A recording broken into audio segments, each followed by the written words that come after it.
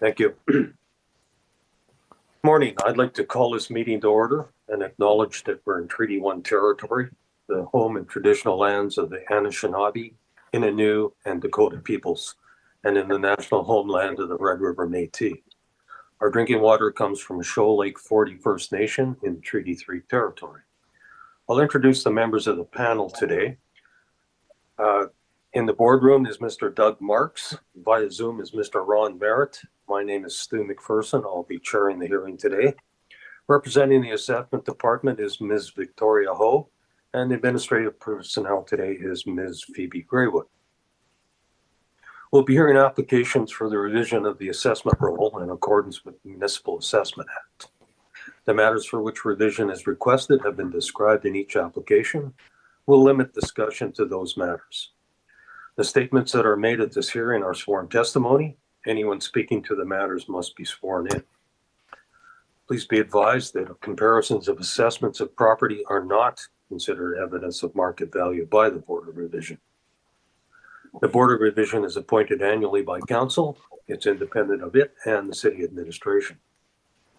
It makes its decisions on the basis of the evidence provided at this hearing and issues a written order that will be mailed to all parties as soon as possible. Please note the Board's decisions with respect to an application may be appealed to the Manitoba Municipal Board if the matter pertains to assessed value or classification, or to the Court of King's Bench if the matter pertains to the application of exemption from taxation. Should you wish to appeal, information on how to do so will be included with the Board's order. With respect to the hearing process, I'll confirm the points of appeal with the property to be addressed with each applicant following the swearing in. We'll then have the assessor's testimony followed by questions the applicant may have, and then the applicant's testimony followed by questions. Each side will have an opportunity to summarize if they so wish. Once all the evidence about an application has been brought forward, the applicant may leave, and the process will repeat for each item on the docket today. The session will close after all the applications have been heard, and the Board will deliberate in private and make its decisions. You'll receive the Board's decision by registered mail as soon as possible. This information, all public hearings are live streamed, recorded, and will be part of the public record.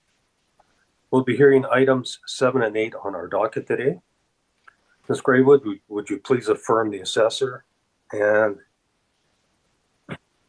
please affirm the assessor at this point. Ms. Ho, please state your full name. Victoria Ho. Do you affirm the evidence you're about to give at this hearing is the truth, the whole truth, and nothing but the truth? I do. Thank you. Thank you. First item we're going to hear is number 7. Do we have an applicant for the property at 3111 Portage Avenue? You know. We do not? Okay, in that case, we'll take a brief recess. So if you would please put us in camera. Yep. Thank you. I'll call the meeting back to order. The Board has decided that we will hear this property in the absence of the applicant. So Ms. Ho, when you're ready, would you give us your evidence, please? Okay. So file number 24-671. Roll number is 074326033. The address is 3111 Portage Avenue. The roll year is for 2025 for the reference date of April 1st, 2023 for the assessed value of $2,257,000. This is, we have coded this as a strip mall, and it's a 2-story building built in 1977. If you go to my page 3, you can see I have an aerial view and a street view of the property. On my page 4, you can see that we have a request for INEs and subject sale history back in February 3, 2012 for $2,375,000. From page 5, it's all the submissions from the property owner or the property management of the the operations of the property, all the way to page 8. And then on my page 9, you can see there is some rent comparables ranging from $18.50 per square feet all the way to $28 a square foot. And then on my page 10, you can see that there's the income, market income breakdown for this property. And we have a vacancy loss of 17%, 3% for expenses, $9 per square feet for a shortfall, a capitalization rate of 7.35%, bringing an estimated value of $2,257,000. And that concludes my presentation. Thank you. Thank you. Mr. Marks, questions for the assessor? No questions. Fine, thank you. Mr. Merritt? I just have one. Basically, the property was sold back in 2012 for $2,375,000. Mm-hmm. Did you do any investigating? I know it's an old sale, but did you do any investigating? I did not do the investigation for the sale, but that's pretty much it. I'm assuming it's probably an arm's length transaction. All right. I thank you, Ms. Hall. Thank you. I actually had a couple of questions. Your rent comparables, you're ranging from 1850 to 28. And I noticed on your subject, your rents are actually substantially lower than lower. Yeah. that. Does that how does that justify the lower rents? It is so if you take a look, 34, I think 3421 Portage is a RNC, like the big Unicity neighborhood shopping area, shopping center. So they pull, I would say that they are a bit superior, and they would pull a little bit more, they would demand a higher rent because they would be a bit more of a higher, superior quality rental property because of the ease and access for all the other amenities that they can attract. This is a very appears to be, if you look at my page, I think 3, you can see it looks like a fairly older building that's 2 stories. I don't think it has elevator access either, and so it has a smaller parking lot, and it also has a second story that also contributes to a lower rental value. So that's where I think that it's pulling lower rents from.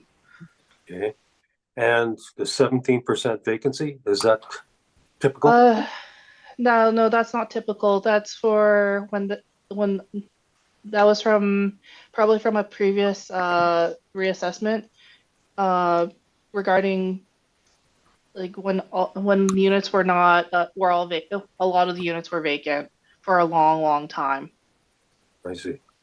And that's currently the situation too. There's high vacancy? I don't think so. I'm actually going to do a further review after this appeal to double check if this merits for the 17%, and most likely maybe we'll remove it. But at this moment, I'm not going to touch it for this appeal. Okay, and finally, you've got actual year built 1977, Mm-hmm. and then an effective year built of 1975. Does that make sense? No, that does not make sense. Okay. And actually, that's the first time I've seen something with a effective year built that's older than an actual year built. So that's interesting. So you may be looking into that as well when you're doing your review. Yes, thank you for pointing it out. Okay. I thank you.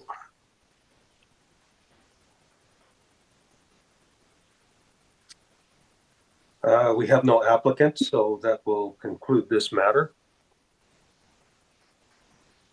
So we can move on to the next item on our docket, which is 2979 Pembina.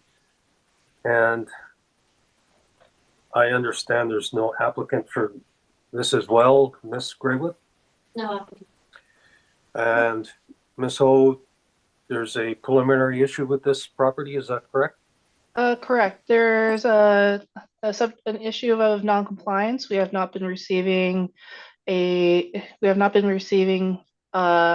income and expense responses in regards to this property.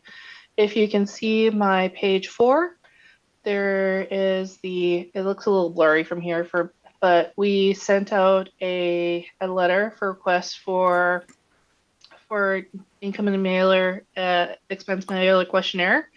And then on June 12th, it was delivered and a signature was available. And you can see on my page 5, it was received and someone had signed off on it. And then you can see from my page 6, the address to the property. And then my page up to page 9 is all blank. Thank you. Any questions regarding this, Mr. Merritt? I have none, Mr. Chairman. The non-co-op issue is, like you say, I think it's straightforward, so thank you. Thank you, Mr. Marks. None for me at this time, thank you. Thank you. Ms. Graywood, we're also going to take another brief recess. If you would please put us in camera. Thank you. I'll call the meeting back to order. The board has decided that we are going to grant the assessor's request for non-cooperation. And we have also decided that we will hear this property. The onus would be reversed and the applicant would go first. However, in their absence, we'll hear your evidence, please, Ms. Hull. All right, file number 24-816, pardon me. Roll number is 030602900100. This is the address 2979 Pembina Highway. For the roll year 2025, reference date of April 1st, 2023, for the assessed value of $3,757,000. This is a strip mall that we have it classed as one building with 2 stories. Actually year built is 1977. If you can see, there is a previous sale of this property for $3,100,000 on my page 3. And if we continue and jump along all the way to my page 10, you can see that there is an aerial view of the property, and it's a 2-story building from Google Street View. I have some comparable rents on my page 11, ranging from $15 to, I believe, $26 per square foot. And then I have another set that's ranging from $22 to $30 a square foot. And then if you go to my page 12, you can see that there's a variety of premises, all ranging from $5.85 all the way to just shy of $16 a square foot. For vacancy calculating with a vacancy loss of 4%, expenses is 3%. We're using overall capitalization rate of 6.85% for a calculated total of $3,757,000. Thank you. Thank you. Mr. Marks, questions for the assessor? None for me, thank you. Mr. Merritt? I have none, Mr. Chairman. Thank you. Thank you. And I have no questions. So that will conclude this item. And we have heard all the items that are scheduled, and this hearing is now adjourned. Thank you, Ms. Hull.